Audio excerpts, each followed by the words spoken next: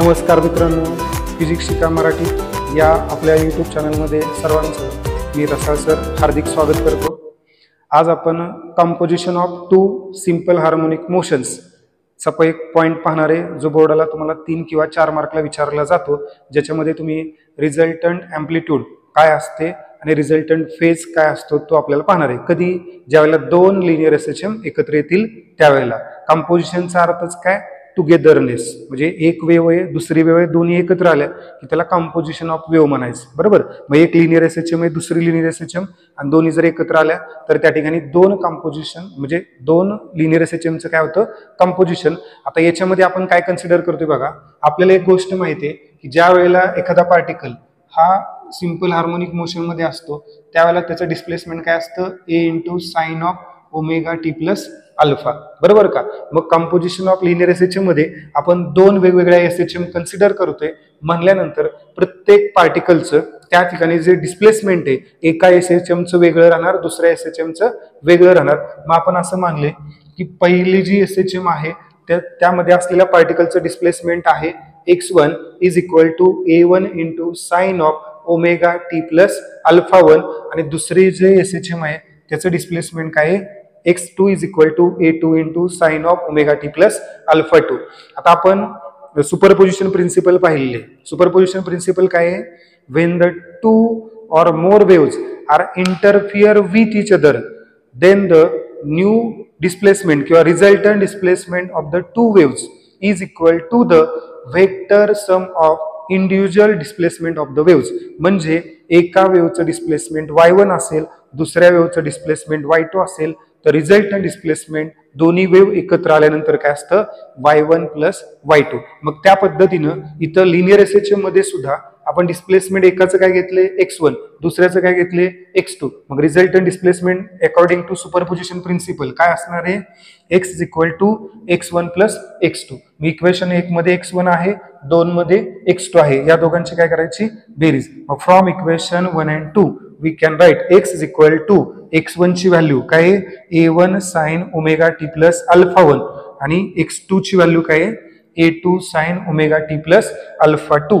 आता या ठिकाणी बघा sin of omega t plus alpha 1 sin of omega t plus alpha 2 याच्यासाठी तुम्हाला कोणता फॉर्म्युला किंवा कोणतं रिलेशन वापरता येईल, sin of a + b।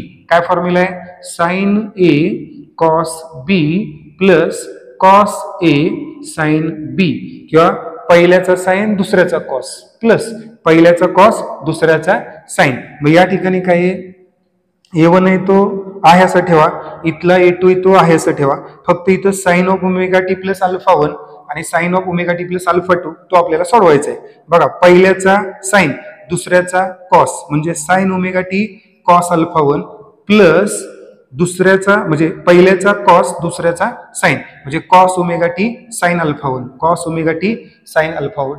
Similarly या ठिकाणी sin of omega t plus alpha 2 साठी पहिल्याचा साइन दुसऱ्याचा कॉस परत पहिल्याचा कॉस दुसऱ्याचा साइन, म्हणून आपण काय लिहिलं, sin omega T cos alpha 2 आणि cos omega T sign alpha 2। आता या ठिकाणी बघा हा जो a1 आहे तो ब्रॅकेटच्या बाहेर आहे, हा a2 सुद्धा ब्रॅकेटच्या बाहेर आहे। मग हा a1 काय करणार, या प्लसच्या अलीकडच्या संख्येला याला मल्टिप्लाय होणार याला मल्टिप्लाय होणार आणि हा जो a2 आहे तो याला मल्टिप्लाय होणार याला मल्टिप्लाय होणार। जर a1 न याला मल्टिप्लाय केलं तर काय मिळालं आपल्याला, a1 sin omega T cos alpha 1।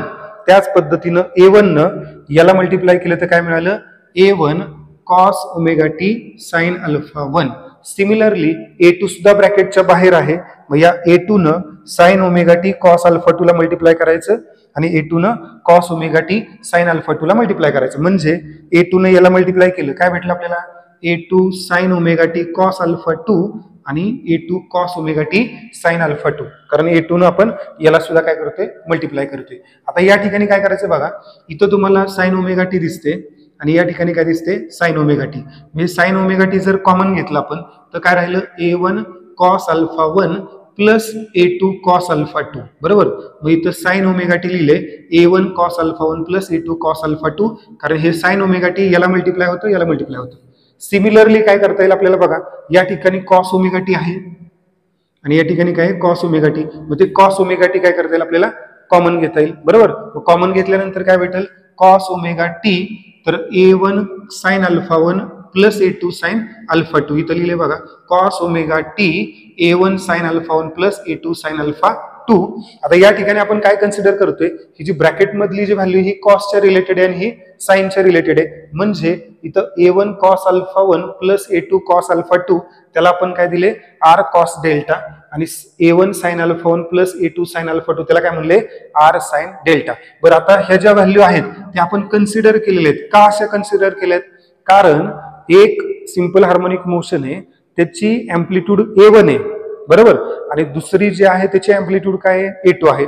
पहिल्याचा जो फेज आहे तो अल्फा 1 आहे आणि दुसऱ्याचा फेज आहे तो काय अल्फा 2 बरोबर. पण ज्या वेळेला या दोन लिनियर एसएचएम एकत्र येतील त्यांचं जे डिस्प्लेसमेंट आहे, जर y1 y2 चं y1 प्लस y2 झालं म्हणजे y झालं बरोबर. मग तसं रिझल्टंट अँप्लिट्यूड ही A1 A2 च्या ऐवजी वेगळी असणार, आणि ती अँप्लिट्यूड आपण इथं काय म्हणली रिझल्टंट अँप्लिट्यूड कॅपिटल आर. आणि जो फेज आहे तो अल्फा 1 अल्फा 2 न घेता कोणता घेतलाय डेल्टा घेतलाय, कारण एक वेव असेल अल्फा 1 दुसरी वेव असेल अल्फा 2 पण एकत्र आल्यानंतर काय होणार डेल्टा. म्हणून आपण या ठिकाणी या A1 cos alpha 1 plus A2 cos alpha 2 ला आर कॉस डेल्टा मानलेले, आणि A1 sign alpha 1 plus A2 sine alpha 2 ला काय मानले आर साइन डेल्टा. मग या ठिकाणी दोन्ही इक्वेशन मध्ये व्हॅल्यू टाकायच्या. x इज इक्वल टू काय sine omega t R cos delta plus cos omega t R sine delta. मग आता आर या ठिकाणी दिले बघा, इथं पण आर आहे आणि या ठिकाणी आर आहे, मग प्लसच्या या बाजूला आर आहे. मग हे जर कॉमन घेतलं तर कॉमन घेतल्यानंतर काय शिल्लक राहिलं sine omega T cos delta, sine omega T cos delta. इथनं आर गेला तर काय राहिलं cos omega T sine delta, म्हणजे R into sine omega T cos delta plus cos omega T sine delta. मग मगाचा formula sine A cos B plus cos A sine B म्हणजे काय sine of A plus B, म्हणजे काय sine of A plus B. मग ही जर value आपण या ठिकाणी टाकली आर तसंच राहील, आणि पहिला अँगल कोणता आहे ओमेगा टी, दुसरा अँगल कोणता आहे डेल्टा, फक्त साइन ऑफ काय येणार ओमेगा टी प्लस डेल्टा. म्हणजे या ठिकाणी जे नवीन इक्वेशन मिळाले इक्वेशन नंबर 5 हे सुद्धा एक प्रकारचे काय असणार लिनियर एसएचएम. म्हणजे दोन ट्रान्सव्हर्स वेव्ह एकत्र आल्या तर नवीन मिळणारी वेव्ह ही सुद्धा ट्रान्सव्हर्स वेव्ह असते. दोन लॉन्जिट्युडनल वेव्ह एकत्र आल्या नवीन मिळणारी लॉन्जिट्युडनल वेव्ह असते. दोन प्रोग्रेसिव्ह एकत्र आल्या नवीन मिळणारी सुद्धा काय असते प्रोग्रेसिव्ह वेव्ह असते. मग त्याच पद्धतीनं आपण असं मानतोय की या ठिकाणी दोन लिनियर एसएचएम जसं एकत्र आल्या तसं नवीन मिळणारी सुद्धा काय लिनियर सिंपल हार्मोनिक मोशन आहे. आता याच्यामध्ये पहिली जी केस आहे ती कोणती रिझल्टंट डिस्प्लेसमेंट, आणि रिझल्टंट डिस्प्लेसमेंट आपण काय घेतले या ठिकाणी आर, काय घेतले कॅपिटल आर. मग आपण काय करायचं रिझल्टंट डिस्प्लेसमेंट काढत असताना या ठिकाणी या दोन इक्वेशनचा वापर करायचा आहे, इक्वेशन 3 आणि इक्वेशन 4. लक्षात घ्या रिझल्टंट अँप्लिट्यूड आर काढताना डेल्टा घालवायचा, आणि ज्या वेळेला डेल्टा काढायचा रिझल्टंट फेज काढायचा त्यावेळेला आर घालायचा. आता आपण या ठिकाणी काय काढतोय कॅपिटल आर. मग हा डेल्टा घालवण्यासाठी काय करता येईल मला याचा स्क्वेअर केला आणि याचा स्क्वेअर केला तर साइन स्क्वेअर डेल्टा होईल, आणि परत काय येईल कॉस स्क्वेअर डेल्टा, आणि पुन्हा sign square delta plus cos square delta केलं की किती येणार 1. म्हणजे पहिल्यांदा मला याचा स्क्वेअर करावं लागेल आणि पुन्हा त्या दोघांना काय करावं लागेल ऍड करावं लागेल. म्हणून आपण काय केलं इथं squaring and adding equation 3 and 4, म्हणजे आर कॉस डेल्टाचा स्क्वेअर केला काय मिळालं R square cos square delta.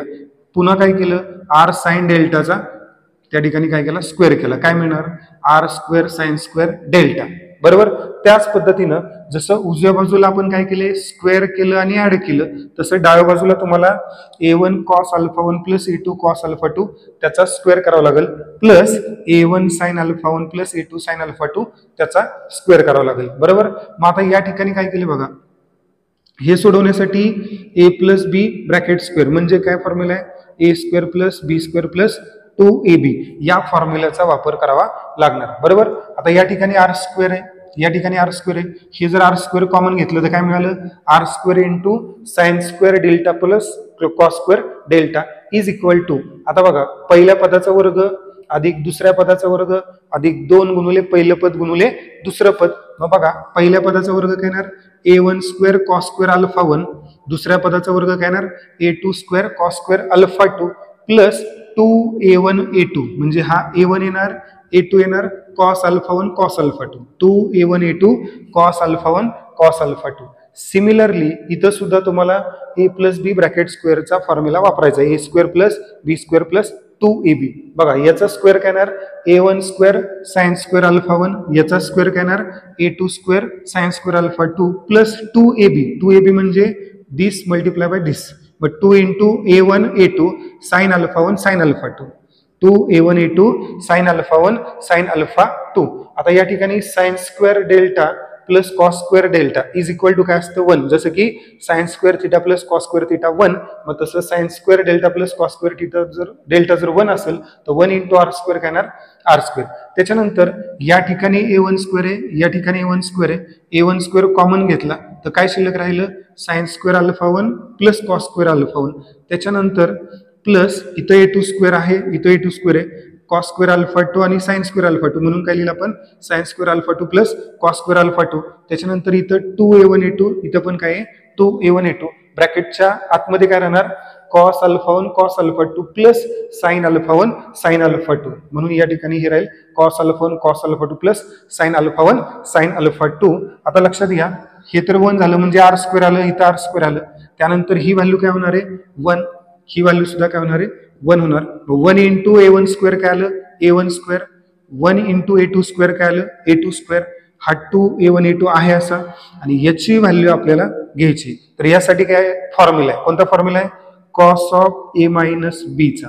काय फॉर्म्युला आहे पहिल्याचा कॉस दुसऱ्याचा पण कॉस प्लस पहिल्याचा साइन दुसऱ्याचा साइन, म्हणजे कॉस ऑफ a मायनस बी चा फॉर्म्युला काय cos A cos B plus sign A sine बी. मग या ठिकाणी cos alpha 1 cos alpha 2 plus sign alpha 1 sine alpha 2, म्हणजे या ठिकाणी ए आणि बी च्या ऐवजी कोण आहे अल्फा 1 अल्फा 2, म्हणजे इथं फक्त काय करावं लागेल कॉस ऑफ ए मायनस बी म्हणजेच अल्फा 1 मायनस अल्फा 2. मग याच्या ऐवजी काय लिहिलं cos of alpha 1 minus alpha 2, म्हणजे आपण काय लिहू शकतो R square is equal to root is equal to a1 square plus a2 square plus 2a1 a2 cos alpha 1 minus alpha 2. फक्त आपल्याला काय करावं लागेल आता याचं स्क्वेअर रूट घ्यावं लागेल आणि या पूर्ण याचं काय घ्यावं लागेल स्क्वेअर रूट. तर स्क्वेअर रूटला स्क्वेअर कॅन्सल होणार, कॅपिटल आर मिळेल आणि कॅपिटल आर काय मिळेल capital R is equal to root of a1 square plus a2 square plus 2a1 a2 cos alpha 1 minus alpha 2. बरोबर, म्हणजे हे जे इक्वेशन नंबर 6 आहे हे तुम्हाला मिळवून देणार आहे resultant amplitude of the two SHMs composite with H other. बरोबर, म्हणजे एक SHM एक असेल त्याचे अँप्लिट्यूड आहे a1, दुसरी SHM आहे त्याचे अँप्लिट्यूड आहे a2, पण जेव्हा दोन्ही SHM एकत्र येतील त्याचे रिझल्टंट अँप्लिट्यूड आहे कॅपिटल आर. जर तुम्हाला रिझल्टंट अँप्लिट्यूड काढता येत असेल तर त्या ठिकाणी नक्की काय करा तर या दोन इक्वेशनच्या आधारे रिझल्टंट फेज कॅल्क्युलेट करा. फक्त या ठिकाणी काय करावं लागतं इक्वेशन 3 आणि इक्वेशन 4 यांच्यामध्ये भागाकार घ्यावा लागणार आहे, त्याच्यावरून तुम्हाला रिझल्टंट फेज भेटेल. नक्की तुम्ही सॉल्व्ह करायचा प्रयत्न करा, नाही समजलं तर पुन्हा कमेंट बॉक्समध्ये कमेंट करून सांगा. जर आपले व्हिडिओ आवडत असतील तर नक्की लाईक करा, शेअर करा आणि सबस्क्राईब करा.